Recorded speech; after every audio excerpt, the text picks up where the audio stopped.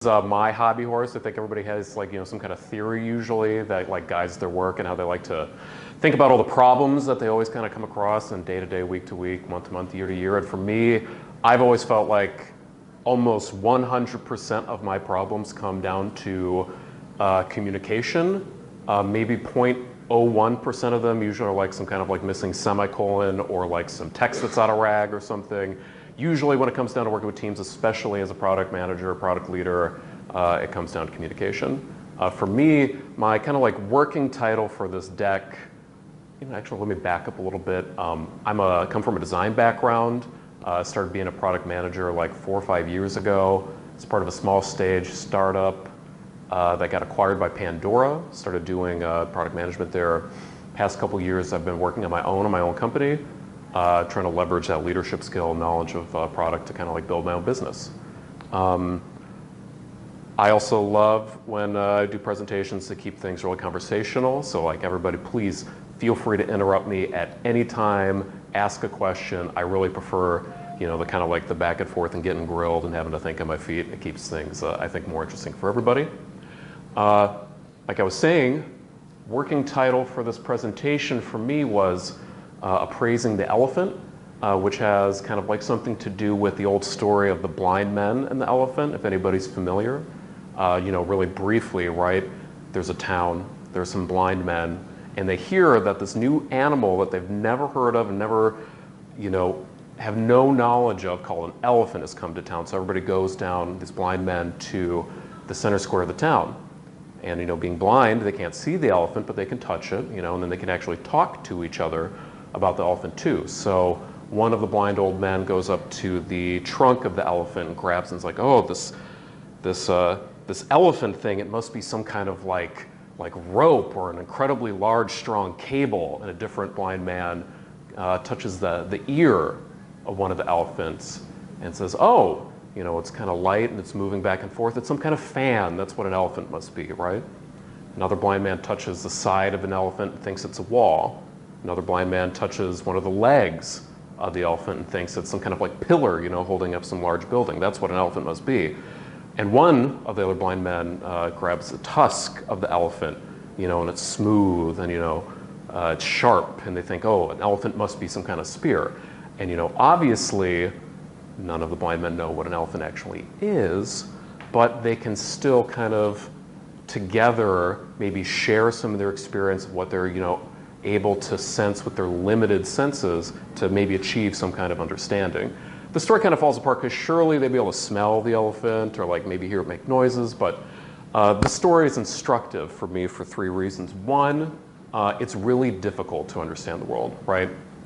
Our 5 senses, as amazing and beautiful as they might be, are really limited. We're only one person, we only have so much time. It's difficult to actually get all of the information in and out that you need to as a product leader. Also, it's really hard to share that understanding, right? Our tools for communication are super limited. Again, language is this beautiful, incredible thing, but also it's this weird system of signs and concepts that just point at each other, and our individual definitions of words can sometimes be very different. Communication is a fundamentally really, really difficult task. But, ultimately, just like the blind men, we can work together, share knowledge, and actually kind of understand the world, right? And again, if you're a product leader, there's so many tasks that kind of fall under the sort of umbrella of communication tasks, right? Whether it's having to go out and do user and market research and actually be able to communicate with the user, communicate with a client, and be able to dive into what their problems are, what their needs are, and help them articulate what they're saying, and then actually get that model inside your head too. Whether it's team discussion agreement and actually getting your team of 5, 10, 20, 100 people to sit down and have some kind of shared understanding, even if you're coming from different domains like design or engineering or marketing, what have you, right?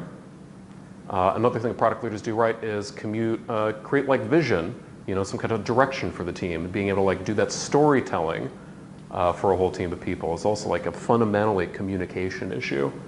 Metrics and measurement, being able to, again, share those with the team and help people understand why the numbers means something and makes sense. And like even the day-to-day work of like sprints and stand-ups, right? Again, that's like, how do you communicate best and get that information out there and get that information in, especially as a product leader, make sure communication's happening well. For me, like, this is what I think about when I think about, what fundamentally is communication. There's two parties, whether it's like two individuals, an individual in a group, or two groups, whatever. There's like two parties. One of them has, some kind of concept in their brain, or they're both trying to work towards some kind of shared concept inside of their head, right? And then we only have, some kind of limited tools in between us to bridge that brain gap, whether it's like an illustration or a spoken word or a written word or something else, right? It's just about trying to get to the state where you have the same idea, between two people, right? And for me, I could think of dozens of ways this probably breaks down and things you can like work on to make sure it could get better. But I kind of have, I think, about a dozen I want to talk to you about tonight, and I've got them in 3 buckets. One are some kind of tips and tricks around like reciprocity and the sort of give and take of communication, right? When it has two parties, how are we negotiating that relationship and what are we doing to make that better? Some struggles and pitfalls that we get through mediums, right? Like these limited tools that we have can like, at least half the time is really what's tripping us up when we have communication issues, I find. And then finally, a few thoughts about context. No communication it happens in a moment, but there are all those billions of moments that led up to that moment, and all the information about like, whether it's your feelings, your mood that day, or whether it's like 5-year goals for your company that creep in no matter what and influence that communication that you're trying to do and add a different color in there that you may or may not want. So, further ado, any questions off the bat? We'll jump right in. Great. So like I said, communication is a reciprocal process. And one of my verbal tics that I use on a daily basis is to kind of like give my receipts when I do communication. So that is the process of like literally sometimes saying the phrase, let me play that back to you to make sure I understand. So for me, like I use this the most. My background is design. I know a little bit about like coding and things like that. And frequently as a product manager in tech, I have to interact with engineers. And, I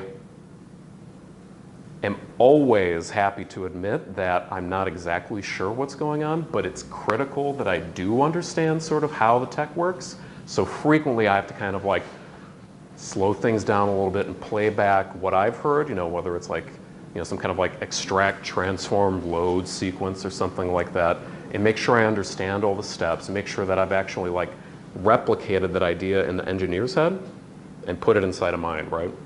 I find like it can be really painful sometimes to sort of like admit maybe that you don't know exactly what's going on and like expose yourself socially like that, especially like if you're in some kind of like leadership role.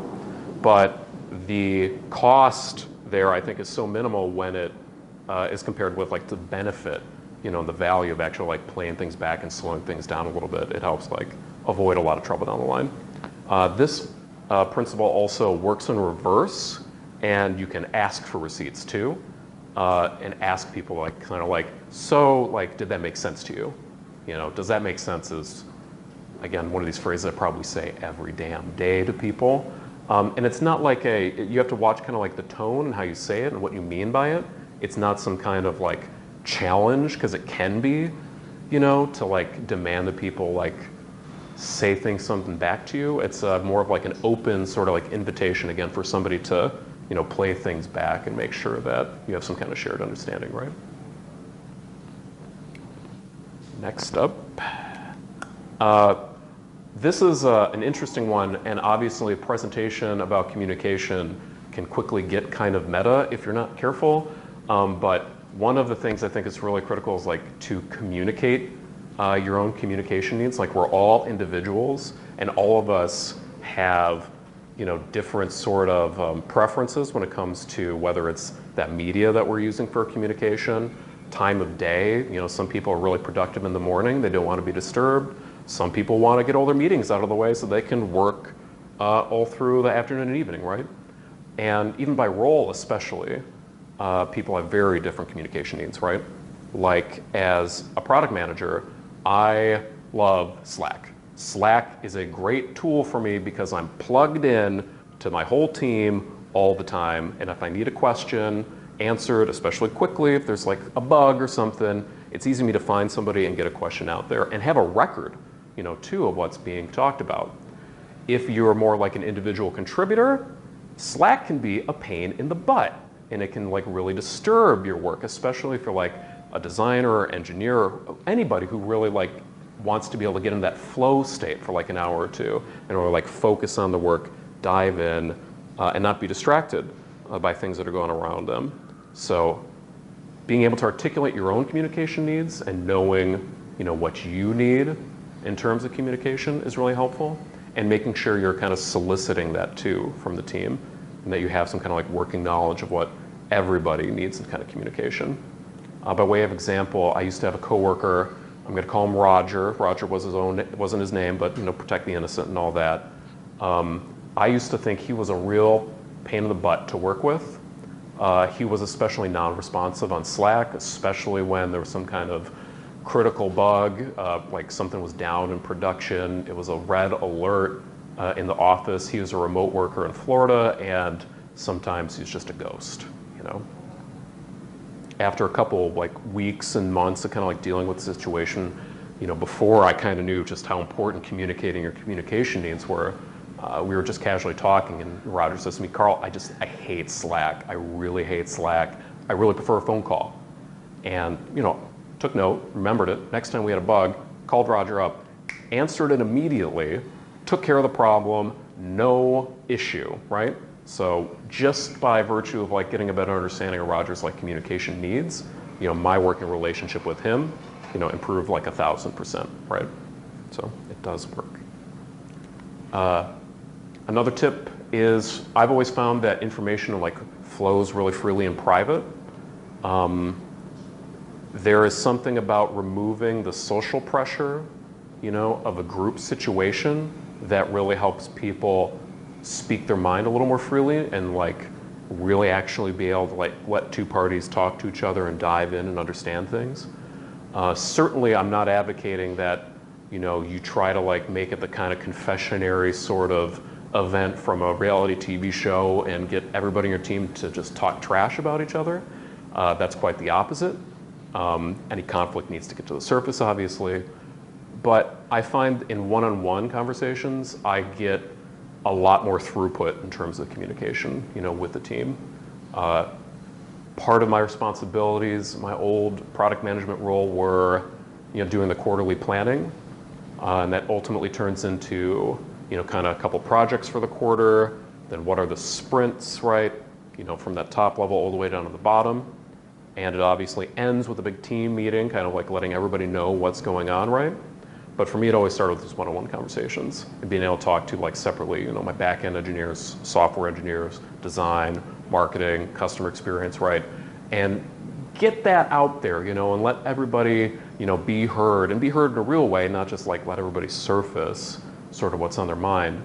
And that allows me as, the product leader to be able to like synthesize that signal a little bit, notice where things overlap, where things might not be so easy to communicate in a group situation. And it helps like develop and crystallize what the team needs to work on, like asking people on a one-on-one basis what they're thinking about, super helpful. Next, I also like always strive to be really open and vulnerable. Like that's a big part of establishing reciprocal communication and establishing that trust. That's really important for your team. I think one of the most powerful things you can say sometimes as a leader is just, I don't know. My old manager, his name was David, and is actually David. He was very good at this, and it always, struck me the first couple times, the kind of like courage or risk it takes to like be in front of everybody and say, I don't know. Like again, there's like all the social pressure to be right and to know what you're doing all the time, right? But in saying I don't know, you open up the territory for people to either also admit that they don't know and stop pretending like they do know, Or if somebody else on your team actually does have some knowledge that isn't out there for the whole team, it makes that floor open for everybody else to be able to share it, right? And I've found every time I've used it or seen other people kind of like admit when they don't know, it actually builds your kind of status as a leader and builds that trust because you're actually, being honest in a situation where you don't know, Kind of like the trust fall a little bit, I guess, right? Now, obviously, if you're like standing up in front of everybody and saying, I don't know every day, you're not doing a very good job. You should think about how you're getting in that situation. But from time to time, if you're confused and you just don't generally know, I think it's a really, really great tool for a product manager. Something else I found is really important also is being able to like walk a mile in everybody's shoes, right? Like it's really hard to establish that reciprocity and to establish that trust without some kind of real base knowledge about what everybody on your team is doing. So for me, my background is design, very easy for me to kind of understand what a designer's up to. Easy for me to have that empathy and understanding for a designer, right? Harder initially for me to have that with an engineer because again, it's kind of like Harry Potter voodoo if you don't know what's going on, right? So it's easy to just imagine or not imagine whatever you want about it. So for me, part of my career has been, learning more about like JavaScript or Python or HTML and CSS to not because I want to be a professional and actually be a developer because I don't want to do that. That's not my skill. That's not where I want to go. But I do want to understand how it works more so that I can communicate better with the team, and understand more about, what their needs are. And it works both ways too. It's not just I understand what your problems are, but also I understand like what your victories are, right? And if somebody like writes some kind of elegant function or solves a problem in a clever way, like, being able to celebrate that and understand that that's an achievement is also super meaningful, right? So whether it's like, learning more about programming or actually like sitting down with the customer experience team and answering some tickets, and taking care of some emails with some irate customers, super helpful. If it's, going with your CEO or some other like C-level, teammate to a board meeting and understand what their pressures are facing or something, whoever it is in the team that you're interacting with, even just demonstrating some of the kind of like interest and like exposing yourself to their struggles and their pain, huge win for communication. Cool. Any questions? That's the reciprocity. I have a question. I would just say that also helps when you're an analyst. Mm-hmm. I had this many years ago. I had this experience where these leads were coming in the U.S. and the reps would just love them. In Australia, they said they were crap, and I just thought they were lazy for a long time. So I talked to one of the reps at the point, and it turns out that they didn't have an inside sales team.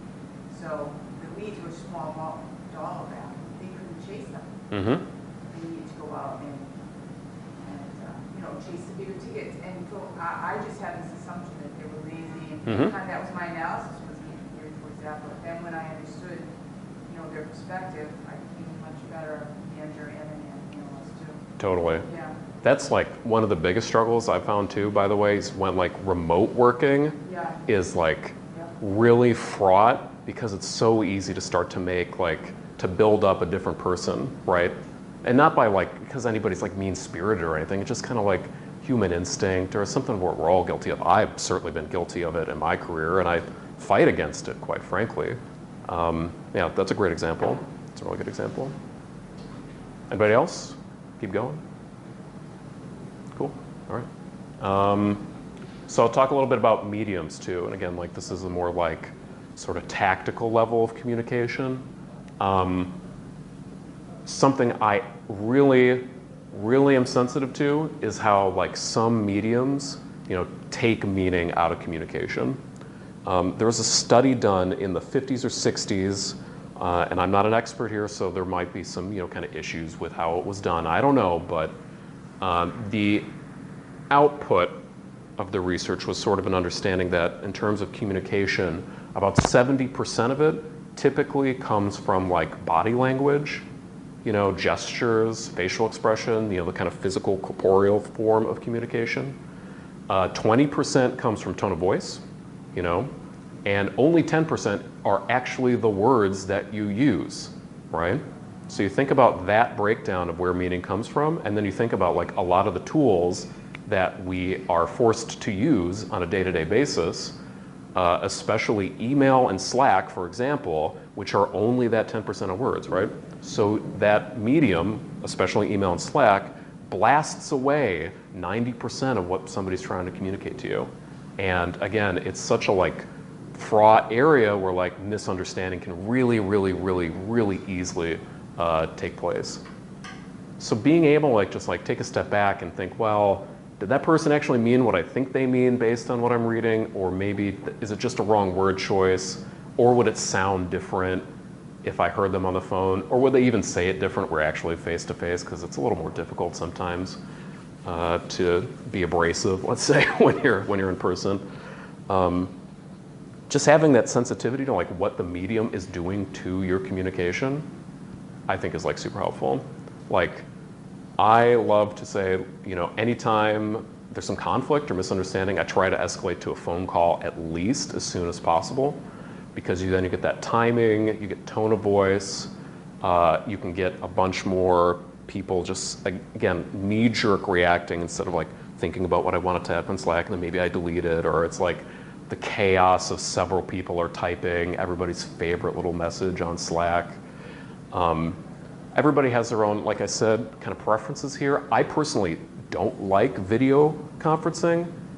Video conferencing would seem to get at that rest of that 70% with my like facial expression or my hand gestures.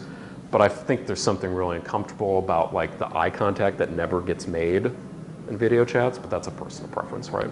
So I used to definitely be one of those people who stewed or made the wrong assumptions about what people were saying, and so often it just comes down to the fact that, you know, the medium you're using to communicate is hurting your communication.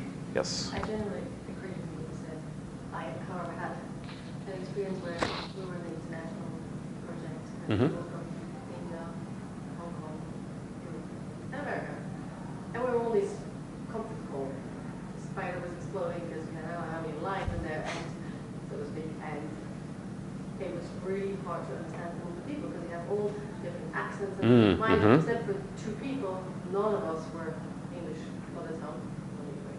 And it got to the point where we're like, okay, I think we need to have a protocol, just have it all written down after and circulate again and say, okay, I think this is what we agreed today, agenda, and then I had to have people sign up because I did it once. I thought we had an agreement, everybody's doing something, and then the next call, I'm the project manager, I'm like, okay, this is not done, this is done, this is different, this function, nobody wanted. So you need kind of both. I mean, yeah, it's good to hear, totally. but it's also, and then you have all the background noises and chicken running around and some of the lines, and you go, Totally. So it needs both. Totally. Yeah, and there's like sometimes if you're just trying to do one-on-one conversation, that's easier, but if it is like 20 people from around the world trying to talk, yeah, that's a great point that could get, you know, really fraught. And one of the benefits of Slack and emails is, I deleted that slide, used to be an old one. Taking notes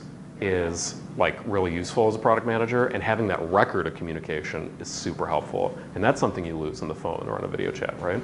Maybe not in the future soon someday, we'll just auto-transcript everything, but for now.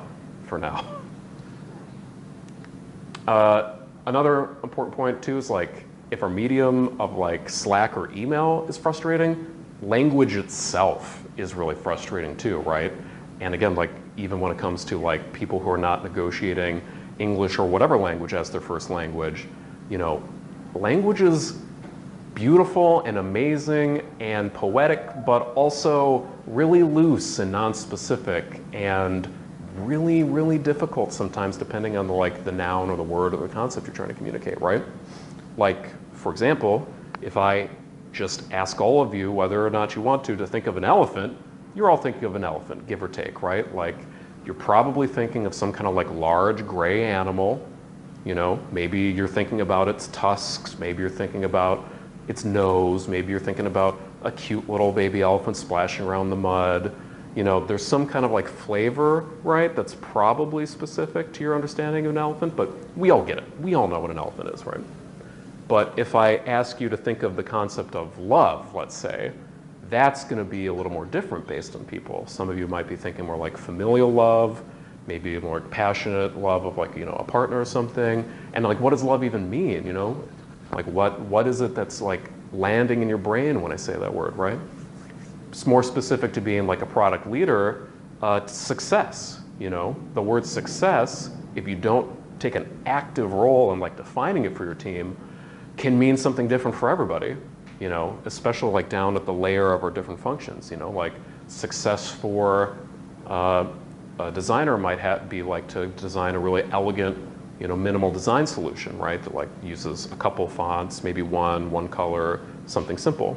You flip it around, and for an engineer, their desire, their success might be a really elegant, simple script, or some kind of like really flexible function that can handle, whatever strange case might come in the future. But success for your team at that moment might be like fixing the thing that's broken in production, and really you just need to clean up a line or two of code, right? So, yeah, language. It's beautiful and useful, but also fraught, and be careful. It's my advice. More specifically, right, there are 3 things in language that I find particularly grating. TLAs, which is a 3-letter acronym that means 3-letter acronym. It's my favorite 3-letter acronym. Pronouns and jargon are really like the tool's the devil. Specifically like TLAs, we're all guilty of using them, whether it's like ETL, COB, EOD, whatever, There are so many out there, and if you're talking inside of like your own function or something, it can be helpful to have an abbreviation that allows you to speak more quickly with somebody who understands kind of what you're talking about. But especially when it comes to like cross-functional communication, this kind of stuff like really can get confusing, especially for like new or like a younger person on a team, and it can be intimidating, and you don't know what's being communicated, so you're not actually being communicated to. So I try to avoid TLAs whenever I can, except when I'm talking about TLAs. Second, like pronouns, in this phrase specifically here, right, grab him, circle back, and get it done by EOD. I don't know who him is. There's no way for me to know what that word him is pointing to. And I don't mean this just in the kind of like context of like, say, some recorded message in Slack and not knowing a day or two later who you're talking about. Like, I literally myself will forget in 10 minutes who him was if things are kind of like coming in fast and hot on a given day. I don't know, has anybody seen the movie Memento, where the main character doesn't have any long-term memory? I feel like that a lot. And using words like him that are, again, can be flexible and useful, but also, wow, can really get yourself trapped in some kind of lack of understanding. And finally here too, like jargon, like circle back, all this like business jargon. And again, I'm sure we're all guilty of using. It's not the best word to use when you could just use a more simple, beautiful word like, get back to me, send me an email, like just be more clear what circle back actually means, or like, like let's bring it up tomorrow, these like the corporate words like circle back and all these typically just kind of like signal sort of being in a corporate world and having this kind of like knowledge of what's going on or something, but it's kind of, language that is non-specific, and I think sometimes, again, if you're new, not helpful, right? So those are the devil. Last, don't be afraid to repeat yourself. This is something that I learned the hard way, that when it comes to kind of like the outward transmittal push of communication, repetition is the key to communication, and like I really mean it. I remember the first time I like put together like that quarterly kind of plan for the team, and spent days working on a deck and like really thought it through and felt so good about myself, and showed up Friday morning and gave my little spiel, and everybody loved it and things felt great, right? And I bumped into Roger. We'll beat up on Roger again a little bit, like 20 minutes later, like getting a coffee or something. And he's like, "Oh yeah, Carl, really loved that presentation. Went really well." I'm like, "Oh, thanks, Roger. So what do you think about like the 3 goals we have for the next quarter?" And he's like, "What? What 3 goals?" And my heart was broken. I felt like a total idiot. I took it really personally. And I did that for a while until I started to understand that repeating things, especially for like really important things like quarterly goals, yearly goals, long-term vision for a company, is actually a really useful and important thing to do, especially as like a product leader, to like keep people aware of what's going on and keep them aligned and directed. Everybody has like 1,000 different things they're probably responsible for, and being able to just like keep nudging people, toward whatever, goals that you have and keep repeating those sorts of things is actually a really helpful thing to do. It feels a little maybe pedantic even sometimes, but I generally find most people rather be reminded. So I learned the hard way, but I'm a big believer now, repetition is key in communication. I Yes. have a question on that. So I don't know if you tend to communicate as well in your job with business teams or like cross-functional, as you said. How do you do that? Do you do that like completely out of the blue, being in the kitchen, Yeah. talking every day, Uh-huh. or are you 2 a.m. organizing text. maybe, or are you organizing like regularly meetings Mhm. where you keep them up to Mhm. date? Do you join weekly business meetings? Mhm. Great question. So the structure that we had, and I think it's a structure that works really well, are having a couple, I don't want to say recurring meetings, but that's what I mean, where sort of like almost at the beginning of every meeting, there's kind of like an incantation of the company's goals, right? Whether the kind of long-term goals, like at my previous company, it was making data useful. We'd kick off every Friday morning full team meeting by just like saying, another week in making data useful, right? And then we put our goals for the quarter, for the year up, and just read through them. And if you've been there for like 3 or 4 years, it's a little boring. But some people just started the other week, and like having that reminder is really helpful, right? And then we have like a quarterly meeting where again we like massage these things and think about them. It is not like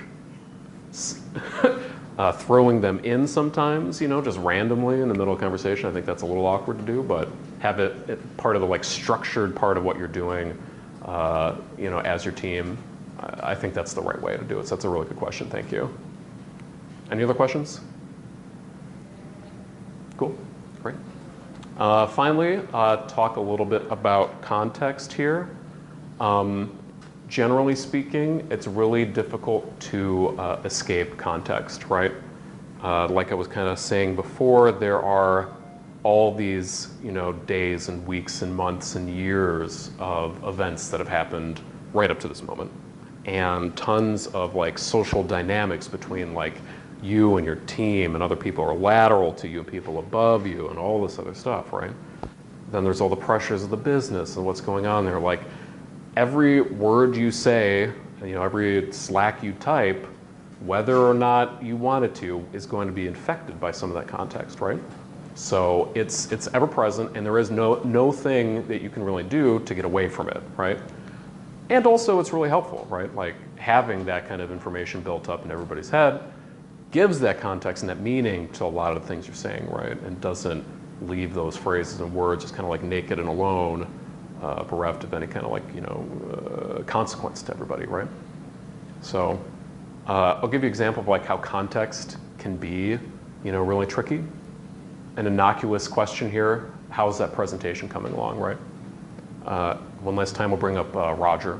I could be asking Roger, how's that presentation going? And depending on the context and the tone of voice, that could be a really friendly question. I might just like be excited about the presentation that Roger's working on and like want to give him some feedback, want to see if he has some feedback, maybe something like, like, hey Roger, how's the presentation coming along? It might be that, I'm really jealous of Roger, potentially. Roger has been kicking my ass at work and he's up for a promotion. We're both up for a promotion. I think he's going to get it. So maybe I'm trying to like needle Roger a little bit and like see what he's thinking about so that I can like leverage that knowledge in some way to benefit me. And I might try to ask it with the same tone of voice, but at the end of the day, the context of me and Roger's relationship colors, what this word means. Or it might be that like Roger is somebody I'm responsible for and he's on a work plan, he has not been performing well, and I'm genuinely concerned that he's not working on the damn presentation. And I want to make sure that he's at least trying, or if I know he's not, then I know the consequences that are going to come for Roger. So, the tone might be, again, I'll try to keep it light, but the meaning may sound more like, so Roger, how's that presentation coming? Again, like context here takes this one, 5-word phrase and completely transforms it, right?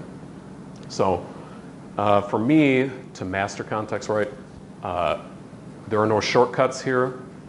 You have to be really thoughtful about the words you choose.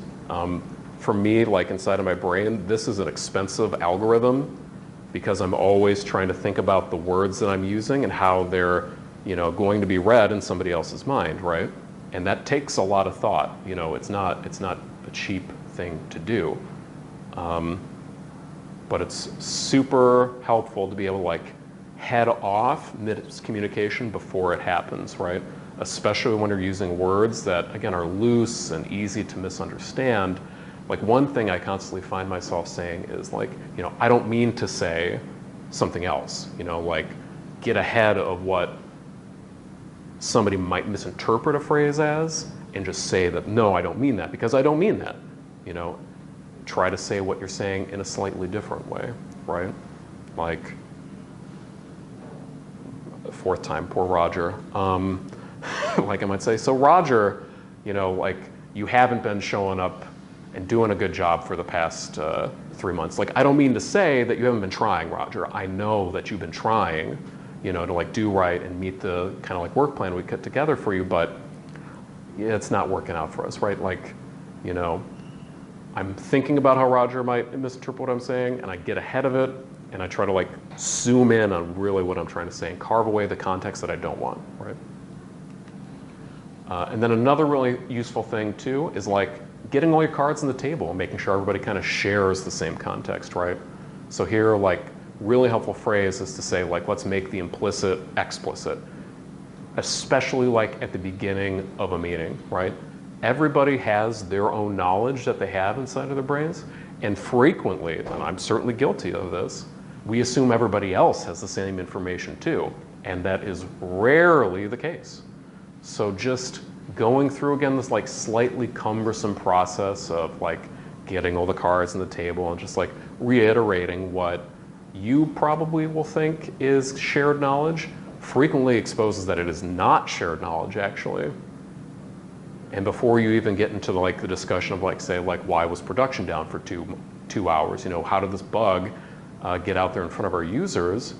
Just kind of sharing some of that context out front and like trying to make everything explicit for everybody can head off a lot of the conflict and misunderstanding that can happen if you don't do that, right? Any questions here on context? Cool, all right. So that's the bulk of my presentation. Hopefully it's some couple useful tips here, about a dozen again, in terms of like phrases that I found really useful for making communication better inside of a team. Whether it's asking people if something makes sense, playing things back, saying I don't know, getting on a phone call and being thoughtful about mediums, being specific about language, taking notes, repeating. Repetition is a communication after all. Making the implicit explicit and kind of eliminating what you don't mean to say when you're trying to say things. And I think again, if we all work hard, we're thoughtful, like the blind men, we can struggle and ultimately as a team come together and understand the elephant and share knowledge with each other. And that's my presentation.